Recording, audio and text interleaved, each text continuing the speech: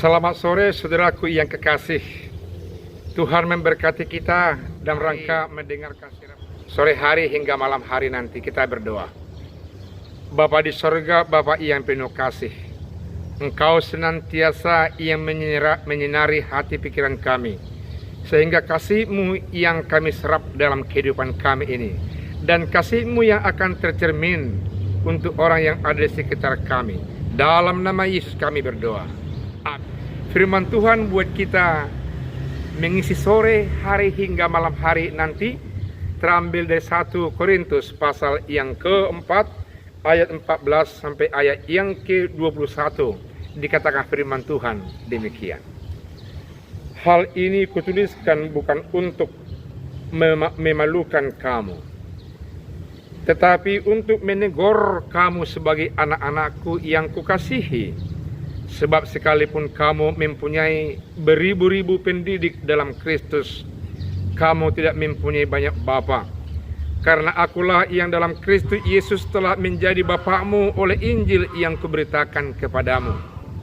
Sebab itu aku menasihatkan kamu, turutilah teladanku.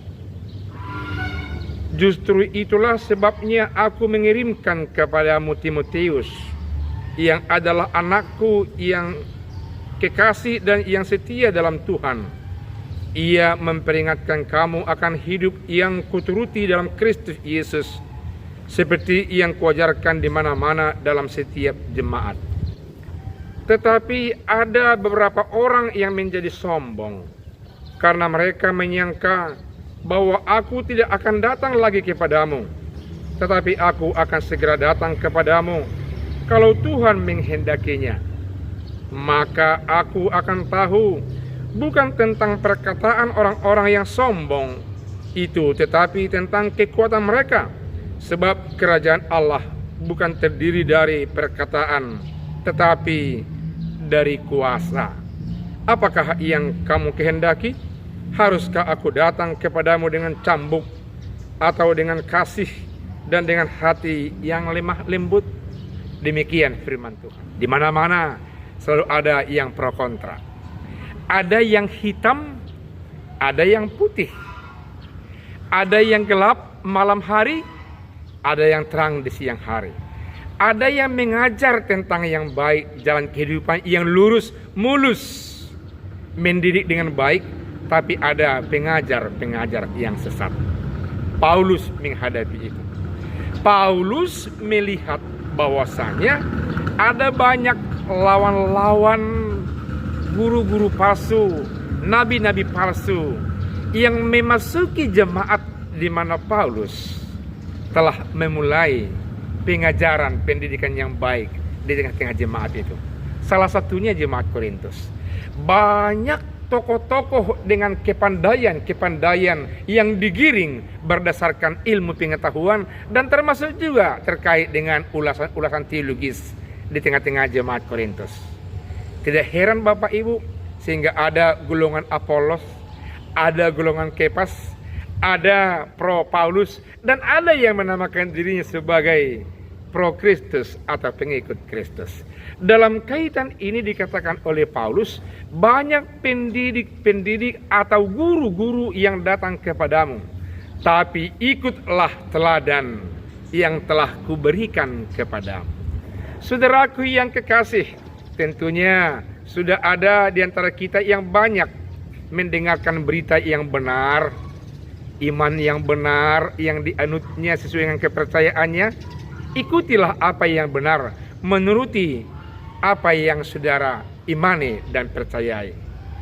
Dalam kaitan ini Rasul Paulus katakan, bahwasanya aku tahu di antara kamu ada orang yang sombong. Orang sombong maksudnya yang senantiasa mengandalkan kemampuan berpikir, kemampuan berbicara, berapologet yang luar biasa, mau memberikan pembelaan terhadap apa yang dia ketahui, dan mau dia benihkan, dia tanamkan di tengah-tengah jemaat yang sudah mengimani Kristus sebagai Tuhannya. Karena itu dia katakan, aku telah mengirim anak rohaniku Timotius kepadamu untuk menasihatkan kamu agar kamu mendengarkan dia. Siapa yang dituakan di tengah-tengah kita, itu sudah dikuduskan.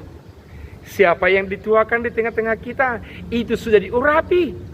Siapa yang terpilih dari tengah-tengah jemaat, lalu memperoleh penghbisan, itu sudah menjadi pembimbing rohani saya, Bapak Ibu. Dan meski kita dengarkan arahannya, karena mereka sudah memperoleh kehususan di tengah-tengah jemaat. Demikian untuk Timotius, anak rohani Paulus, dikatakannya, dengarkanlah bimbingannya, dengarkanlah tegurannya, dan dia akan menasihati kamu. Bahwasanya tentang kerajaan Allah bukan soal kemampuan berbicara, bukan soal kesombongan yang dipertunjukkan dengan kemampuan berargumentasi di halayak ramai, tetapi terkait dengan kuasa yang dari Allah Bapa di sorga. Izinkan saya membaca, saudaraku, dari ayat yang ke-18 sampai ayat 20, dikatakan kembali demikian. Tetapi ada beberapa orang yang menjadi sombong, karena mereka menyangka bahwa aku tidak akan datang lagi kepadamu, tetapi aku akan segera datang kepadamu kalau Tuhan menghendakinya. Maka aku akan tahu bukan tentang perkataan orang-orang yang sombong itu, tetapi tentang kekuatan mereka. Sebab kerajaan Allah bukan terdiri dari perkataan, tetapi dari kuasa. Kerajaan Allah yang diberi kekuasaan Allah bukan tentang kemampuan untuk berkata-kata, tapi kemampuan untuk mendekati orang dan menyentuh hatinya. Dan sentuhan itu bersumber dari kuasa Allah Bapa di sorga. Biarlah Tuhan memberkati saudara-saudara memperoleh kuasa yang dari Allah Bapa di sorga, dan mampu mempengaruhi ke arah yang benar, memperoleh sentuhan firman Tuhan, mengubah umat yang menjadi relasi saudaraku berbicara di kantor, di jalanan, di mall, di kampung, di desa, sehingga ketika orang bersentuhan dengan kita, mereka terarah, mereka terkontaminasi, mereka terarahkan untuk mengikuti ke arah kehidupan yang memperoleh anugerah keselamatan dalam nama Yesus Tuhan kita yang hidup itu. Tuhan Yesus memberkati. Amin. Mari kita berdoa. Terima kasih Allah Bapa di sorga, karena firman Tuhan adalah soal kuasa, bukan soal kemampuan berbicara seperti orang-orang sombong yang mengandalkan kemampuan argumentasi, apologet dengan yang lain dalam kehidupannya demi memenangkan pandangan, kuat kuasa dan yang lain dalam kitaran hidupnya.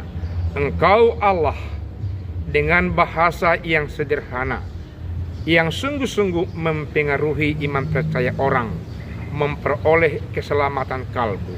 Itulah yang senantiasa terpatri dalam kehidupan kami. Dalam nama Yesus kami telah berdoa. Amin.